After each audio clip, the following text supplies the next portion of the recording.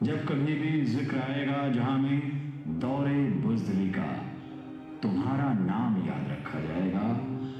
जब कभी भी जिक्र आएगा जहां में दौरे बुज़दिली का, हमारा नाम याद रखा जाएगा। हमारा नाम याद रखा जाएगा कि कुछ लोग थे जिनके इरादे टूटे नहीं थे लोहे की हथौड़ियों से।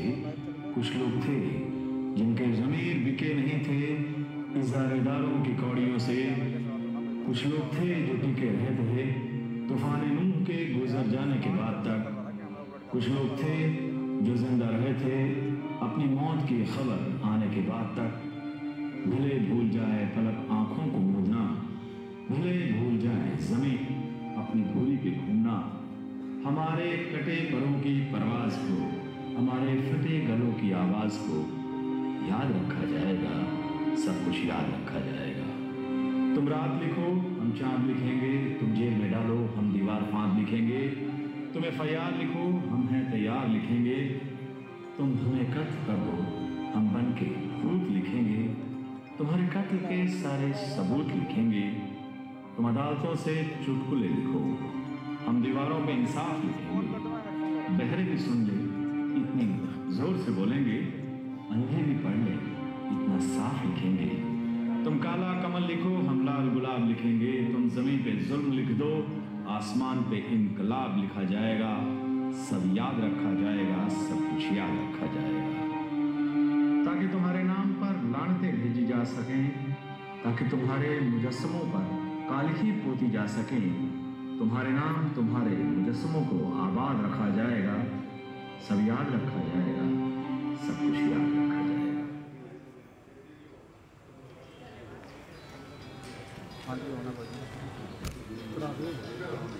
मैं अब आमंत्रित करती हूँ आज हमारी एक पंजाब प्रदेश कांग्रेस कमेटी के अध्यक्ष नवजोत सिंह सिद्धू साहब और आदरणीय रणदीप सिंह सुरजेवाला जी इस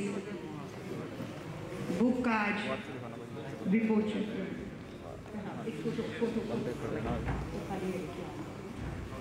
मैं करता हूँ 2 मिनट।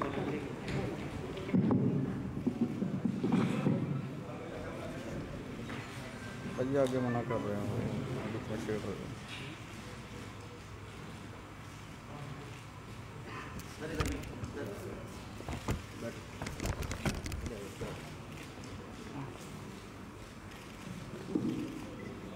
धन्यवाद। अब मैं आमंत्रित करती हूँ रणदीप सिंह सुरजेवाला जी अपनी बात को रखेंगे। धन्यवाद।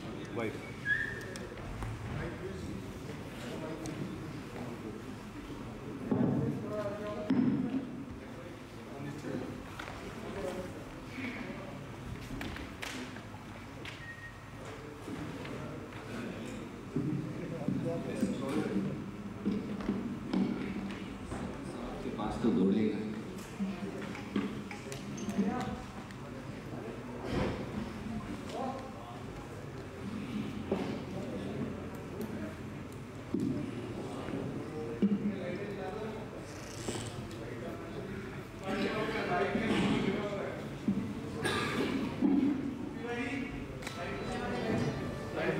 ये लाइट जो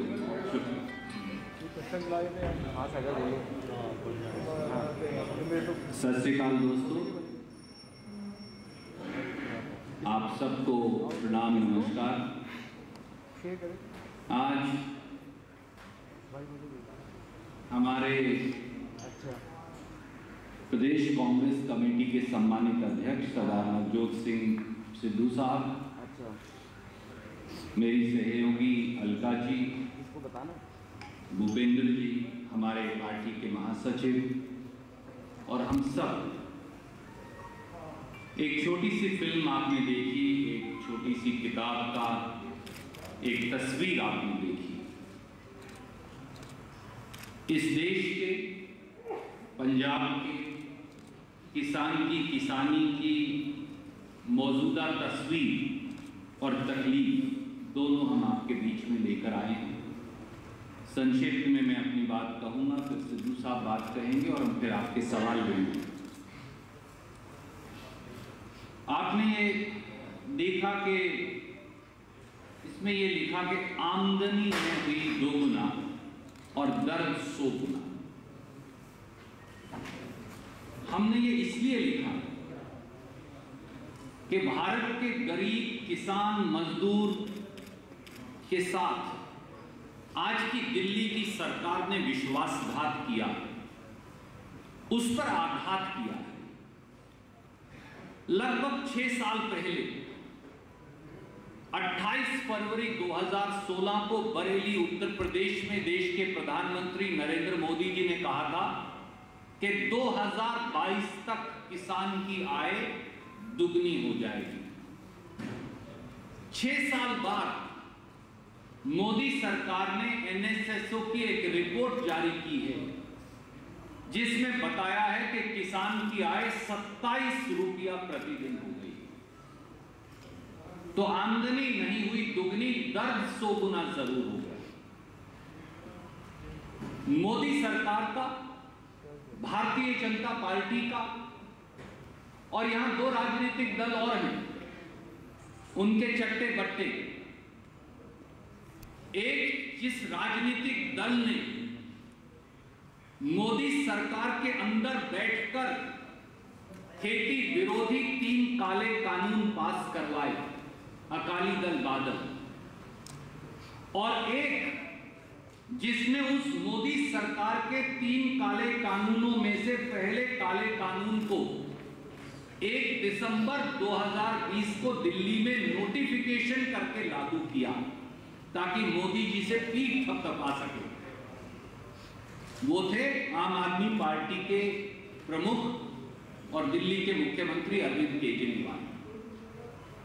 तो यहां 3 ऐसे राजनीतिक दल हैं जिनका डीएनए किसान और मजदूर विरोधी, न केवल भारतीय जनता पार्टी बल्कि वो अकाली दल बादल जिसने किसान विरोधी काले कानून पारित करवाए थे, और जब किसान विरोधी उचित मुआवजा कानून अध्यादेश लेकर आए थे ये तब भी सरकार में थे। और तीसरे वो जिन्होंने मोदी के उन काले कानूनों को नोटिफाई किया। साथियों, 2014 में सत्ता में आते ही वो कानून जिसके लिए भट्टा प्रसोल में राहुल गांधी जी ने लड़ाई लड़ी कि किसान का उचित मुआवजा, जमीन के कंपनसेशन का कानून, उसे खत्म करने का मोदी जी अध्यादेश लेकर आए। फिर गेहूं और धान पर अलग अलग प्रांत की सरकारें, और एक मॉडल की चर्चा आप आज करेंगे, किसान को एमएसपी से भी ज्यादा कीमत देती थी बोनस देकर। मोदी सरकार ने फिर वो 150 रुपये का बोनस गेहूं और धान पर उसे खत्म करवाया। फिर सुप्रीम कोर्ट में शपथ पत्र देकर कहा कि देश के किसान को लागत पर 50% मुनाफा कभी नहीं दिया जा सकता। फिर बीमा कानून के नाम पर, बीमा स्कीम के नाम पर प्राइवेट कंपनी मुनाफा योजना ले, फिर किसान पर टैक्स लगाकर, मैं संक्षिप्त में चर्चा करूंगा, 25,000 रुपया प्रति हेक्टेयर किसान के उत्पाद की लागत बढ़ाई, और फिर अपने मुट्ठी भर पूंजीपति मित्रों के लिए 3 खेती विरोधी काले कानून लेकर आए। 700 किसान शहीद हो गए, किले और नश्तर गड़वा दिए गए, और आखिर में तो लखीमपुर खीरी के अंदर हमारे सिख भाइयों पर देश के गृह मंत्री के बेटे ने उन्हें जीप तक से रौंद डाला। ये पिछले 7 साल में किसान की बेहाली की इस देश की कहानी है, जिसके 3 किरदार हैं, और वो तीनों किरदार पंजाब में मौजूद हैं। और वो तीनों किरदार हैं भारतीय जनता पार्टी, अकाली दल बादल और आम आदमी पार्टी। एक ही थैली के 3 चट्टे बने। साथियों, दुगनी आमदनी की बजाय 27 रुपया जब प्रतिदिन की आमदनी हो तो इस देश का और पंजाब का किसान अपनी रोजी रोटी कैसे चलाएगा?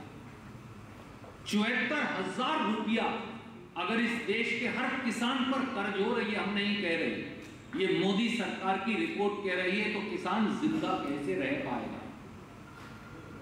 और एक और चौंकाने वाली बात जो मैं आपके पास रखकर और फिर सिद्धू साहब को कहूंगा कि वो अपनी बात कहें। बार बार ये कहा जाता है कि किसान सम्मान निधि योजना लाए, हर साल तो हम 6,000 रुपया देते हैं। किसान को दे रहे हैं 1,61,000 करोड़ रुपया और किसान से ले लिया 17.5 लाख करोड़ रुपया। इस देश के किसान को, इस देश के किसान से 17.5 लाख करोड़ की लूट हुई है। 25,000 रुपया प्रति हेक्टेयर कीमत बढ़ी, और वो कैसे बढ़ी? 3.56 रुपया प्रति लीटर भारत सरकार टैक्स लगाती थी डीजल पर 2014 में, उसे बढ़ाकर कर दिया 31.80 रुपया प्रति लीटर। उपचुनाव में हारकर 10 रुपया कम किया, आज भी 22 रुपया प्रति लीटर। केवल पेट्रोल और डीजल पर एक्साइज बढ़ाकर 7 साल में 24 लाख करोड़ रुपया वसूल लिया गया, और हम वो आंकड़े आपको भेज रहे हैं। पहली बार इस देश में खेती पर टैक्स लगाया गया। खेती पर कभी टैक्स नहीं लगा 70 साल में। खेती पर जीएसटी लगा, खाद पर 5% जीएसटी, कीटनाशक दवाई पर 18% जीएसटी, ट्रैक्टर और खेती के उपकरणों पर 12% जीएसटी, और ट्रैक्टर का टायर अगर किसान खरीदने जाए, असेंबली खरीदने जाए, गियर बॉक्स खरीदने जाए तो 18% जीएसटी। यूरिया और डीएपी की कीमत हर रोज आप देखते और छापते हैं, और हम सहते हैं। यूरिया की कीमत, डीएपी की कीमत बात करिए 1200 से 1900 कर दी। जब राहुल गांधी जी ने, कांग्रेस पार्टी ने विरोध किया, वो कीमत तो वापस ले ली, पर काला बाजारी में आखिर में 2200 रुपया में एक कट्टा मिला। ये तो वो लोग हैं जिन्होंने यूरिया के कट्टे से 5 किलो खाद चोरी कर लिया, पर कीमत वही होगी। पोटाश खाद का 50 किलो का कट्टा जो 2014 में 450 का था, आज 825 का है। सुपर खाद का कट्टा 50 किलो का 2014 में 260 का था, आज 340 का है। अगर ये सब हम देखें तो आपको इसकी टोटल कैलकुलेशन आती है, किसान की जेब से 7 साल में 17.5 लाख करोड़ भारतीय जनता पार्टी की सरकार और उनके मित्रों ने निकाल लिए। वो अकाली दल बादल हो या पर्दे के पीछे आम आदमी पार्टी हो, जो बैकअप सपोर्ट भाजपा और मोदी जी के कारनामों को देखेंगे। इसलिए इन चुनाव में एक ही रास्ता है, और वो है प्रदेश का, देश का मजदूर, खेतीहर मजदूर, हमारे दलित भाई, हमारे पिछड़े भाई, हमारे किसान भाई जो खेती का हिस्सा, वोट, और हमारे आड़ती दुकानदार भाई, वोट की चोट से केवल और केवल इस देश की खेत और खलिहान को बचाया जा सकता है। एक मात्र संदेश अब ये है, भाजपा को और भाजपा जैसे दलों को, वो आम आदमी पार्टी हो या अकाली दल हो, उन्हें वोट की चोट से हराइए और इस देश के खेत खलिहान को बचाइए। यही अब एकमात्र रास्ता बचा। मैं अनुरोध करूंगा बगैर किसी विलंब के हमारे आदरणीय साथी सरदार नवजोत सिंह सिद्धू जी को कि वो कई इसमें और तथ्य जोड़ेंगे, वो नायाब तथ्य लेकर आए, वो अपनी बात करें। प्यारे दोस्तों, संगत का अपना असर है। पानी दूध में मिलाओ, दूध के भाव बढ़ता है। तो आज सुरजेवाला साहब यहाँ आए हैं, हमारा सम्मान, हमारा गौरव बढ़ा। मैं कुछ ऐसी बातें करूंगा जो मैं पहले दोहरा चुका हूं, लेकिन वो वादा खिलाफी जो सेंटर की मोदी सरकार ने की, इट इज क्लियरली एविडेंट। और दिल्ली की सरहद पे जो पंजाब की 60% आबादी, हरियाणा और पूरे देश से एक इनकलाबी लहर उठी, वो उस बात का प्रमाण है कि दूध को भट्टी पे रखो तो दूध का उबलना निश्चित है, और जनता में अगर रोष आ जाए, आक्रोश आ जाए, तो सरकारों का उलटना भी निश्चित है। 70,000 कुर्सी पे 700 आदमी जमा हुए थे यहाँ। ये इसी बात का प्रमाण है कि लोगों में निराशा है, हताशा है और विश्वास चकनाचूर हो चुका है। उसके कारण जिस एमएसपी की बड़ी बड़ी बातें किया करते थे सेंटर की सरकार वाले, और ये कहा करते थे कि आमदन दुगनी करेंगे, वो एमएसपी 6% से ज्यादा इस देश के किसानों को मिलती ही नहीं, और 57% किसानों को उस एमएसपी से नीचे खरीद करनी पड़ती है। भाई साहब, तो लेने के देने पड़े। केवल 0.5% किसान ऐसा है जो एमएसपी से ज्यादा लाभान्वित हो रहा है, और वो किसी सरकार के सहयोग की वजह से नहीं है, वो उसके अपने बलबूते पे। अब जब ये अनाउंसमेंट करते हैं कि 23 फसलों पे एमएसपी मिलेगी, इससे बड़ा स्वांग हिंदुस्तान में है ही नहीं। और जब मैं कहता हूं स्वांग, तो एमएसपी सिर्फ गेहूं और धान पे मिलती है। मैं आपको एक बहुत बड़ा उदाहरण जो कांग्रेस के इस बुक रिलीज में बहुत खूबसूरती से दर्शाया गया, और बाकी फसलें भी हैं।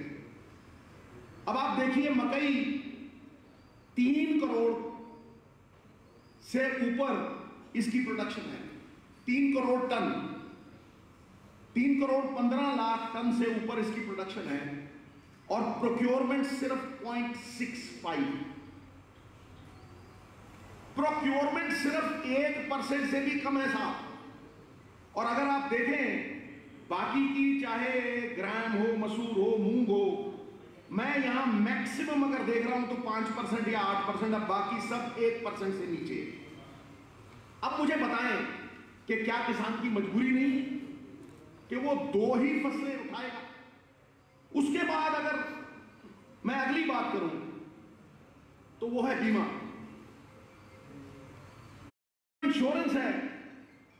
ये भी किसान की जेब से पैसे निकाल के जो बड़े बड़े कॉरपोरेट हाउसेस हैं उन्हें मुनाफा देने की एक चालसाजी है। और ये बड़ा क्लियरली एविडेंट है कि 2020-21 तक 30,320 करोड़ रुपए मुनाफा बड़ी बड़ी कॉरपोरेट कंपनियों ने कमाया। नाम के साथ दर्ज है यहां पे बजाज अलायंस, चोला, फ्यूचर जनरली, HDFC, ICICI, ये 30,000 करोड़ रुपए का मुनाफा कमा गई और किसान को कुछ भी नहीं मिला। ये बहुत बड़े मुद्दे हैं साहब, क्योंकि ये 60% आबादी है। हम उस विचारधारा से जुड़े हुए हैं जो गांधी जी की विचारधारा है, पंडित जवाहरलाल नेहरू की विचारधारा है, सरदार पटेल। एक गौरवमयी इतिहास है, गौरवपूर्ण बिताया हुआ एक घंटा कीर्ति रहित युगों से कहीं बेहतर है। ये विचारधारा इनसे जुड़ी हुई है। और गांधी जी का ये कहना था कि जब मैं कोई नीति लेके आता हूं तो मेरी सोच ये है कि उसका मुनाफा कतार में आखिरी आदमी के पास पहुंचे। यही मेरा चिंतन है। और जब मैं ये सब देखता हूं तो आप देखिए कि इस विचारधारा से जुड़ी हुई कांग्रेस 70 साल से जो बड़ी बड़ी किसानों को फायदा देने की स्कीम्स, चाहे वो PDS हो, गरीब को सस्ता अनाज देना, चाहे वो FCI हो, चाहे फूड सिक्योरिटी हो, और तो और जिस पे 4 लाख करोड़ का कर्जा जड़ा के डेलिबरेट मैकेनिज्म से सेंटर की सरकार मारना चाहती है और प्रोक्योरमेंट बंद करके बड़े बड़े कॉर्पोरेट्स को देना चाहती है, FCI को लाने वाली भी कांग्रेस है। तो अगर आप इस चीज को देखें, मैं आपको फैक्ट्स एंड फिगर्स के साथ ये बताता हूं कि पैडी की अगर बात करें 2006 से लेके 2014 तक 580 से इंक्रीज हुई 1310। ये कांग्रेस के 7 साल है साहब, इसमें 126% इंक्रीज है। और बीजेपी के ये 7 साल आप देखिए, लेटेस्ट 1940 48%। अगर आप देखें भी 750 से 1400, an increase of 87%। BJP 2015 an increase of only 43%। आप अगर कंपैरिजन करेंगे ग्राम चने 1440 से 3100, which is an increase of 115%। अगर आप इनका देखेंगे 6300 सिर्फ 46%। आप अगर तुलनात्मक स्तर में देखेंगे, कहां राजा भोज कहां गंगावती, कोई तुलना ही नहीं। मतलब ये अगर तराजू में तोलेंगे, there is no local standard that they can fight on।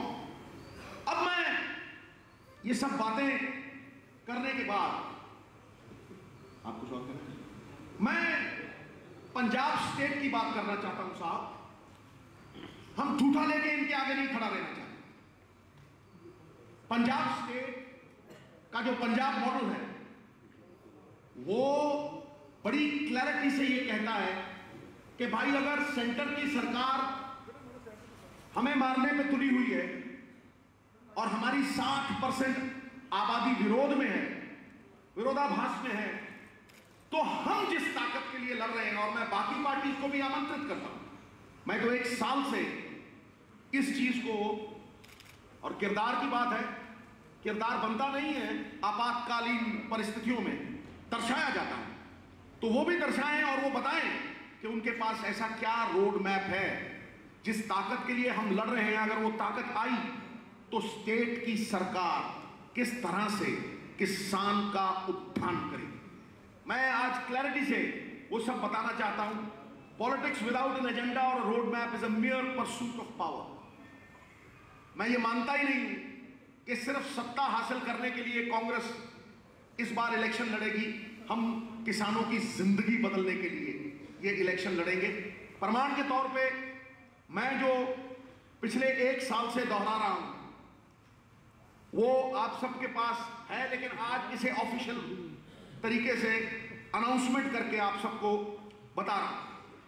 देखिए, ये सब बोलते हैं, क्रिटिकल एंगल भी दिखाते हैं कि किसान के लिए कुछ नहीं हुआ, हमारे लिए कुछ नहीं हुआ, लेकिन कोई रोड मैप नहीं देता। समस्याओं की बात, उधेड़बुन की बात, गुत्थियों को और ज्यादा उलझाने की बात सब करते हैं, लेकिन कोई सुलझाने वाला, समस्या का समाधान आपके सामने नहीं लाता।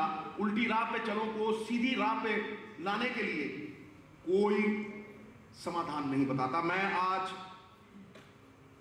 पंजाब मॉडल की सबसे बड़ी लाइन कि जो हम खाते हैं या हम उगाते हैं, पंजाब मॉडल ये कहता है कि जो हम खाते हैं वो उगाएंगे और the over dependence of rice will be done away with। 1 kilo अगर कोई धान उगाता है तो 5000 लीटर पानी उसमें जाता है। हम कर्जा लेके ट्यूबवेल लगाते हैं, सारे पंजाब का पानी डार्क जोन में लेके आते हैं, और फिर भी आज उस धान को उठाने के लिए कोई तैयार नहीं है। सिर्फ 8% धान पंजाब खाता है। इसलिए we are thinking of the 21st century farmer. चाहे वो इलेक्ट्रिसिटी सब्सिडी हो जो 14,000 करोड़ देते हैं हम, केजरीवाल 1,500 करोड़ नहीं देता। बिजली की बात करता है, भोली सूरत दिल के खोटे, नाम बड़े और दर्शन छोटे।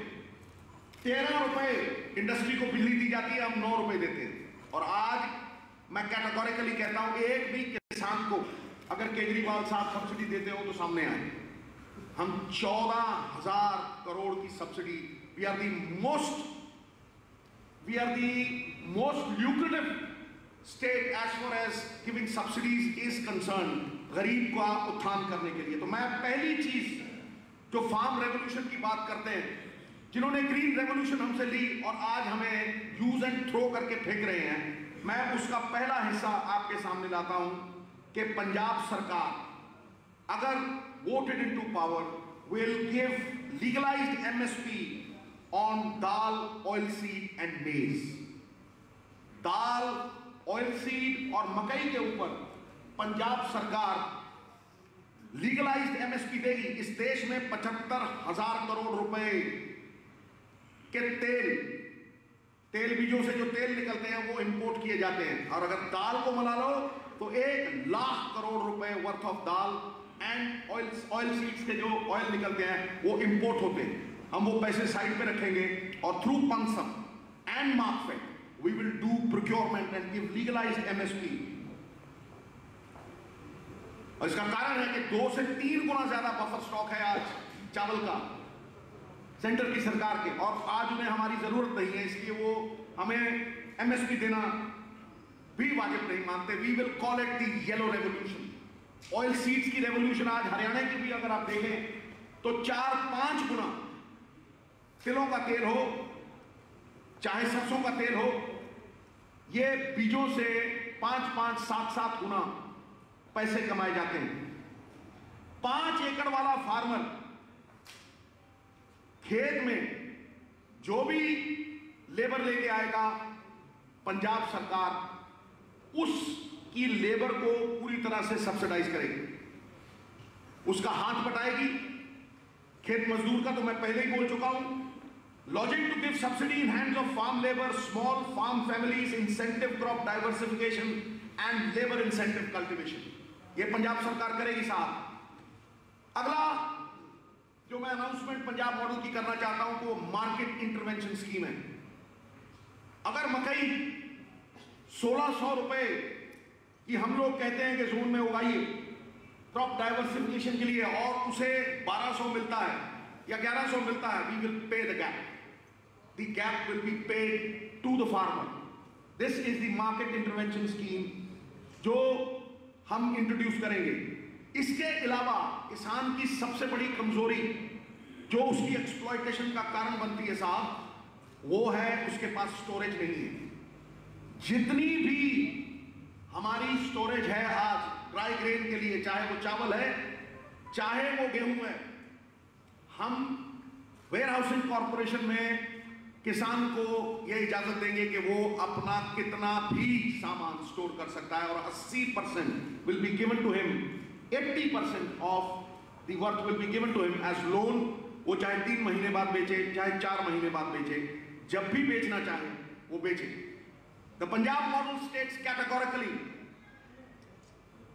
राहुल जी की विजन को, प्रियंका जी की विजन को सामने रखते हुए the Punjab model states categorically कि भाई कोऑपरेटिव इज द फ्यूचर। चाहे वो अमूल हो, चाहे वो वेरका। अगर आप देखें पंजाब में प्रॉफिट सबसे ज्यादा वेरका से आता है। छोटा किसान और बड़े किसान की जो असमानता वो मिट जाती है। दुनिया में ऐसा कोई भी व्यक्ति नहीं है जो अपनी चीज बेचने जाए और रेट कोई और तय करे।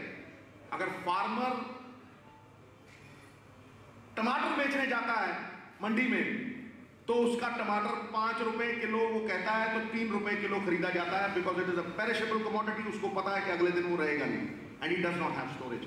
उसी दिन शाम को रिटेल की दुकान पे वो 25 का बेचा जाता है, और अगर फार्मर ने 2 महीने बाद उसी टमाटर को खरीदना है तो 65 रुपए का वो अपना ही टमाटर दोबारा खरीदता है।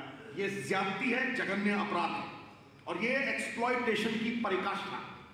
इसलिए इसे दूर करने के लिए we will build cold storage.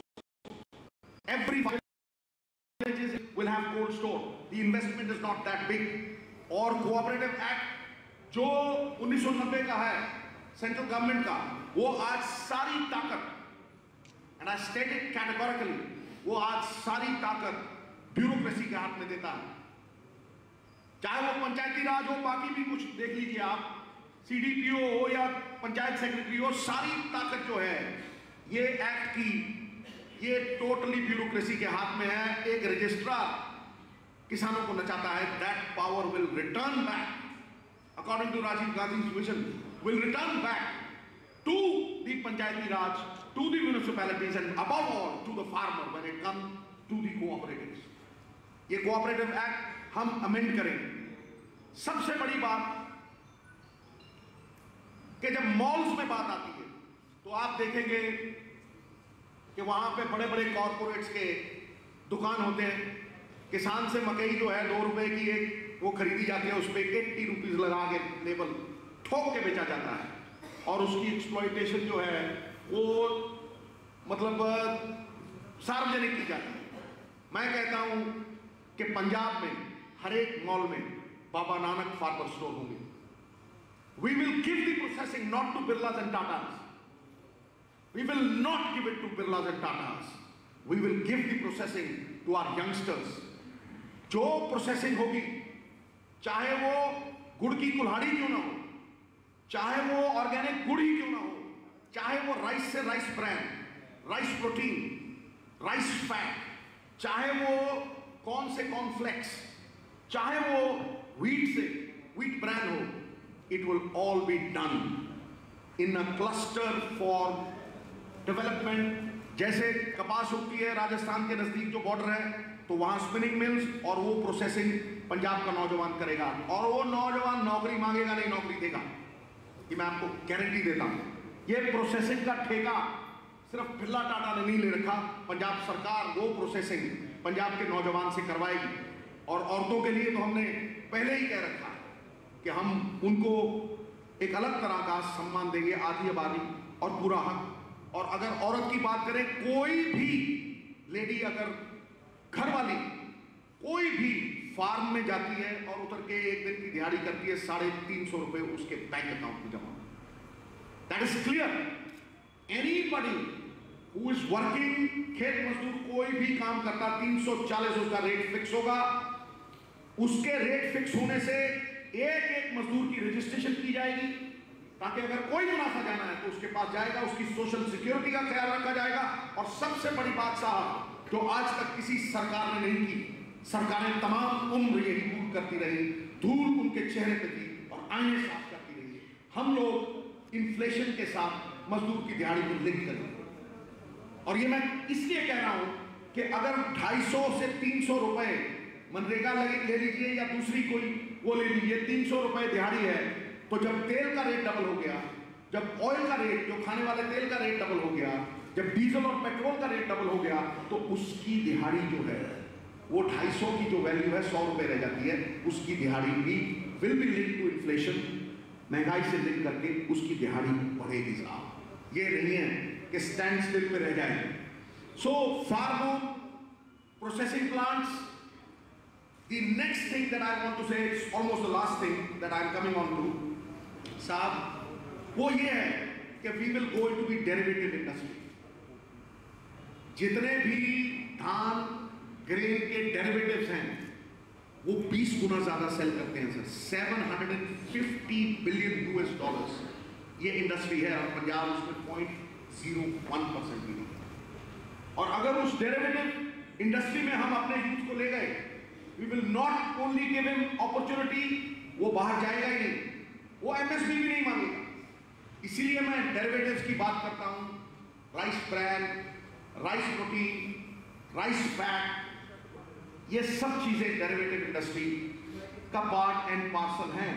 और 7.5 lakh crore US billion dollars इसका शेयर है।